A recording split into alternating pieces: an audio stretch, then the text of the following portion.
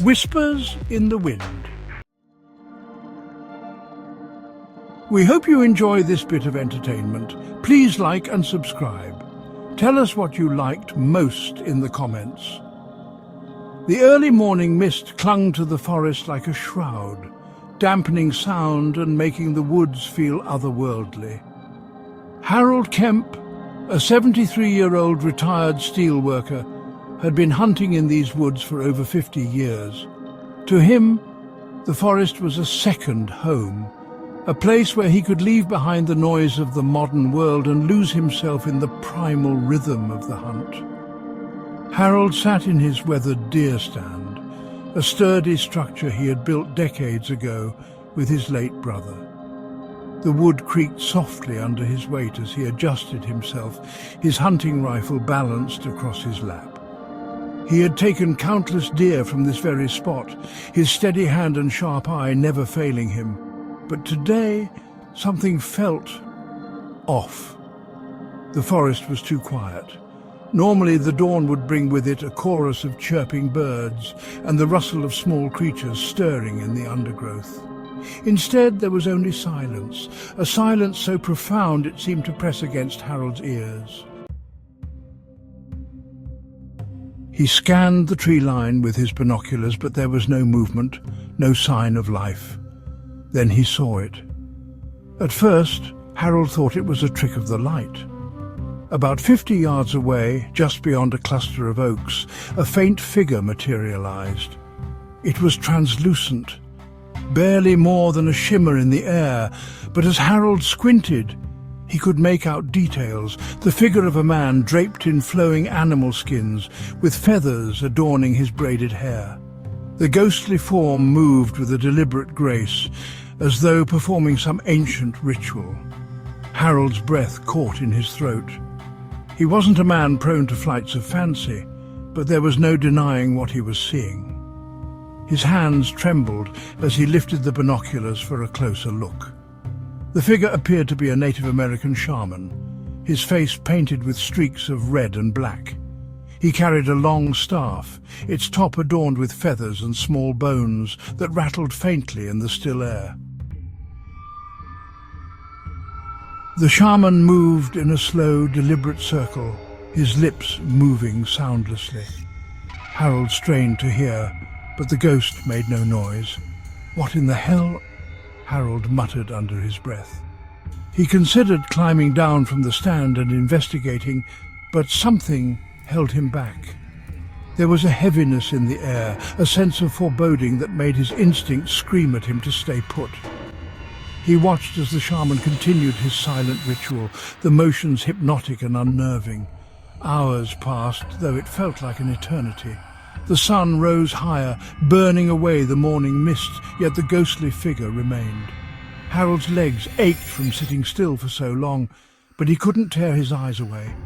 Every so often, the shaman would pause and turn his head as though listening to something just out of earshot. As the day wore on, Harold began to doubt his own senses. Was he hallucinating?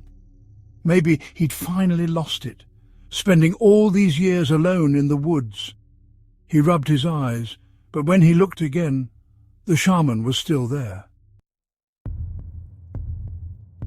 By late afternoon, Harold's curiosity finally overpowered his fear.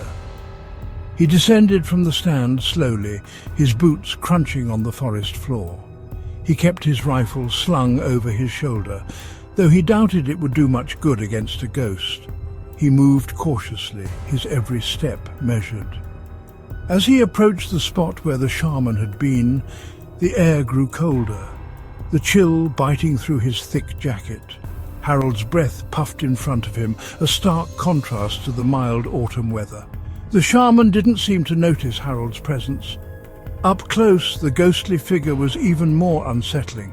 The shaman's eyes were milky white, devoid of pupils, and his movements seemed to ripple the very fabric of reality around him. "What are you doing?" Harold asked aloud, his voice shaky.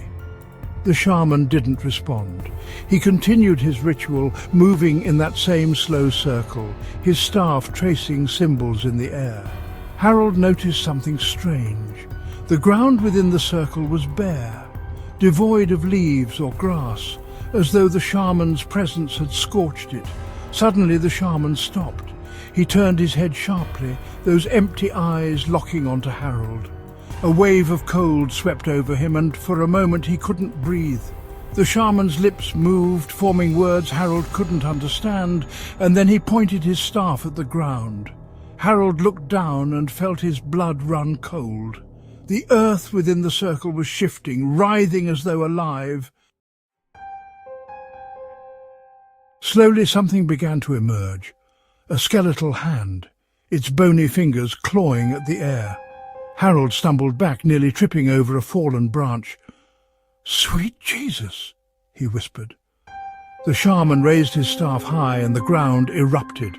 A figure pulled itself free, its fleshless skull grinning in the fading light. It was a skeleton, clad in tattered remnants of clothing that Harold recognized as Native American garb. The skeleton stood, its hollow eye sockets staring at Harold.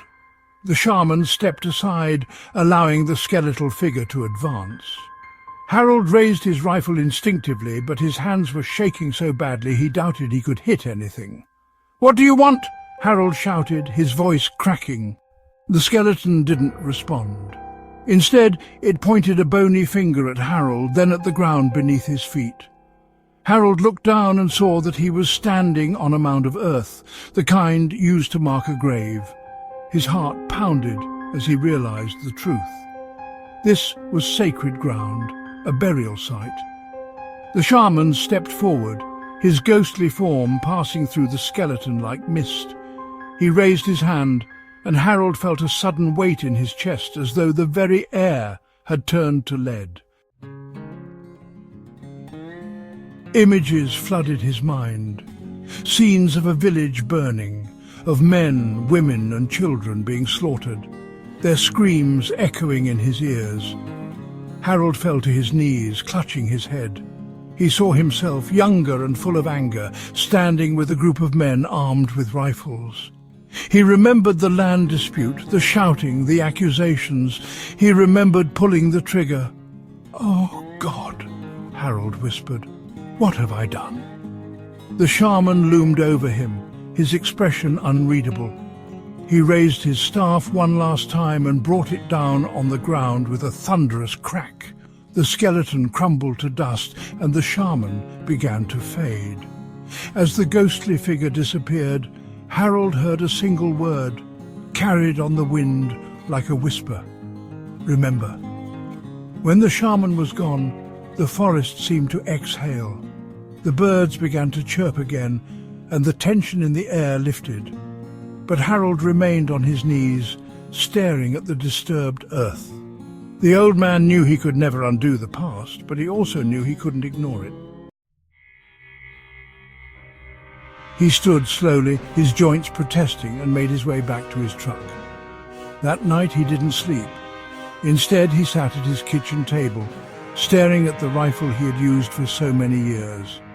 Finally, he made a decision. He would return to the woods not as a hunter, but as a man seeking redemption. Harold spent the rest of his days tending to the burial site, ensuring it remained undisturbed. He planted wild flowers and left offerings of tobacco, as he had read was customary. And though he never saw the shaman again, he felt the presence of the forest watching, perhaps even forgiving.